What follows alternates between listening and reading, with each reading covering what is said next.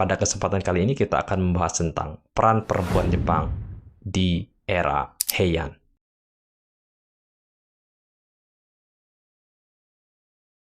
Sebelum Jepang abad pertengahan dikenal sebagai masyarakat yang feodal, sebagai masyarakat yang patriarkal, pernah ada suatu masa ketika perempuan Jepang bisa menulis karya sastra terbesar di dunia. Dan perempuan-perempuan Jepang kala itu bisa memperoleh kebebasan dan juga hak yang lebih luas. Lalu apa yang menyebabkan posisi perempuan bisa berubah dengan sangat drastis di periode-periode setelahnya?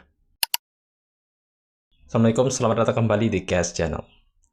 Teman-teman, era Heian adalah era yang sangat penting dalam sejarah Jepang. Nama Heian berasal dari kata Heian Kyo, ibu kota Jepang pada saat itu. Jadi teman-teman, periode ini dimulai pada tahun 794 Masehi. Periode ini dimulai ketika Kaisar Kanmu memindahkan ibu kota ke Heian-kyo atau di Kyoto. Dan berakhir pada tahun 1185 ketika kekuasaan beralih ke kaum samurai. Setelah kemenangan Minamoto no Yoritomo. Mengapa era ini penting? Nah, era Heian ini disebut juga sebagai masa keemasan Jepang. Karena banyak unsur budaya Jepang yang saat ini kita kenal berasal dari era tersebut. Beberapa pencapaiannya antara lain berkembangnya sastra Jepang, munculnya aksara kana, katakana dan hiragana, berkembangnya puisi waka, lahirnya karya-karya sastra klasik. Nah, salah satu karya klasik, karya sastra yang terkenal yang lahir pada periode ini, yaitu The Tales of Genji, yang ditulis oleh Murasaki Shikibu. Banyak akademisi menyebutnya sebagai novel pertama di dunia. Nah, lalu bagaimana posisi perempuan? Jika dibandingkan dengan zaman samurai setelahnya, nah perempuan bangsawan pada era Heian ini memiliki kebebasan yang relatif lebih besar ya. Yang pertama, mereka bisa memperoleh pendidikan sastra.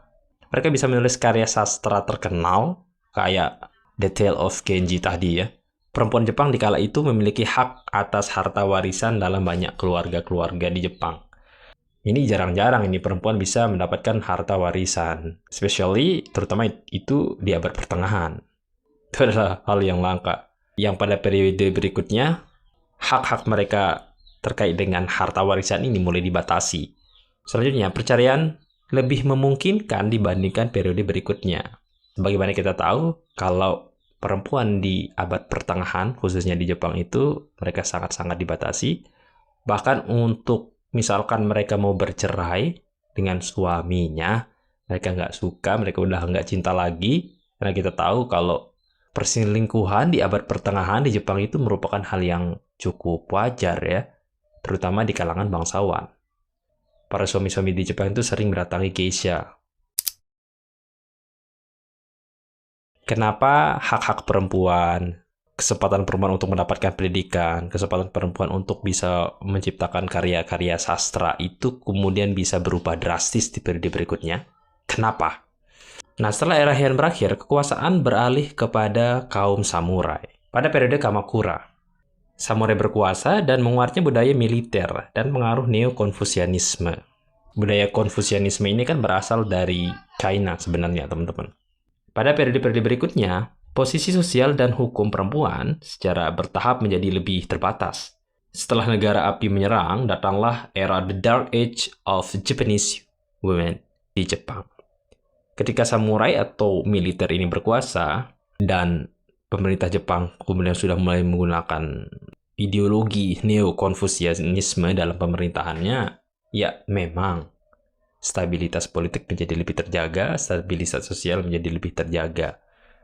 Tetapi seperti kekuasaan-kekuasaan militerisme yang berkuasa di dunia lainnya, biasanya kalau sudah militer yang berkuasa, militerisme berkuasa di suatu peradaban, biasanya itu akan menimbulkan stabilitas yang cukup bagus, stabilitas sosial cukup terjaga, keamanan sosial cukup terjaga, ketertiban terjaga, tapi efek sampingnya apa, teman-teman?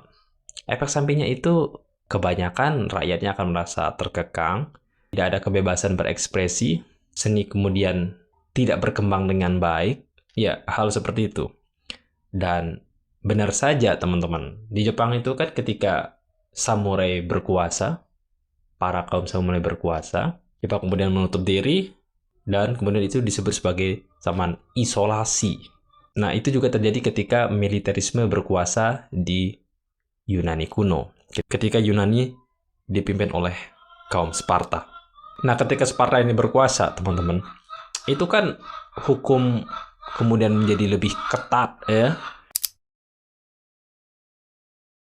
Jadi kesimpulannya apa, teman-teman? Mari kita simpulkan apa yang terjadi sebelum era feodal, sebelum era patriarkal di Jepang. Pernah ada suatu masa ketika perempuan-perempuan Jepang itu merasa sedikit bebas, sedikit ada kebebasan di situ. Mereka bisa menulis sastra, mereka bisa menciptakan karya sastra yang luar biasa. Mereka juga bisa mendapatkan pendidikan yang lumayan lah, meskipun pendidikannya terbatas hanya untuk perempuan-perempuan bangsawan. Tetapi, ya lumayan lah untuk ukuran posisi dan juga peran wanita di abad pertengahan. Sebagaimana kita tahu bahwa memang perempuan di abad pertengahan di seluruh dunia, kebanyakan memang seperti itu. Mereka terkengkang, tidak ada kebebasan dan sama sekali gitu. Nah, di Jepang ada suatu masa ketika perempuan-perempuan Jepang itu bisa menciptakan suatu karya sastra luar biasa. Karya sastra terbesar di dunia. Para akademisi mengatakan kalau novel The Tale of Genji, bukan Genji ya yang itu ya, bukan. The Tale of Genji yang ditulis oleh Murasaki Shikibu itu dikatakan sebagai novel pertama yang dibuat oleh manusia dalam sejarah. Kan luar biasa itu, teman-teman ya. Ya, jadi pernah ada suatu masa yang seperti itu. Akan tetapi, teman-teman, setelah negara api menyerang, periode setelahnya terjadi perubahan yang sangat-sangat drastis terhadap posisi perempuan-perempuan di Jepang. Yang terjadi ketika periode setelah periode Heian, yaitu periode Kamakura. Lebih tepatnya disebut juga sebagai zaman Edo, ketika Jepang mengisolasi diri. Nah, di periode itu, segala kebebasan, semua privilege yang dimiliki, atau semua hak kebebasan yang sebelumnya dimiliki oleh perempuan-perempuan Jepang kemudian akhirnya runtuh, berubah. Perempuan Jepang kemudian lebih dikekang dan dikontrol di periode itu, yaitu di periode zaman Edo. Apalagi di Kesogunan Tokugawa itu. Waduh, gerak-gerik perempuan kala itu terbatas. Ditambah lagi dengan adanya masuknya paham neo-konfusianisme di Jepang di tahun 1100-an sampai dengan 1600-an itu ya, yang berasal dari China. Jadi di China dia berkembang dulu paham ini, baru kemudian dia masuk ke Jepang. Paham itu kemudian mulai berkembang di Jepang dengan sangat pesat, lalu menjadi ideologi mereka ketika zaman Edo. Nah, disinilah mimpi buruk bagi wanita, teman-teman. Bahkan ketika zaman Edo disebut sebagai The Dark Age of Japanese Women. Era kegelapan dari wanita Jepang. Untuk lebih jelasnya, kita akan membahas bagaimana peran perempuan di zaman Edo di episode selanjutnya, teman-teman.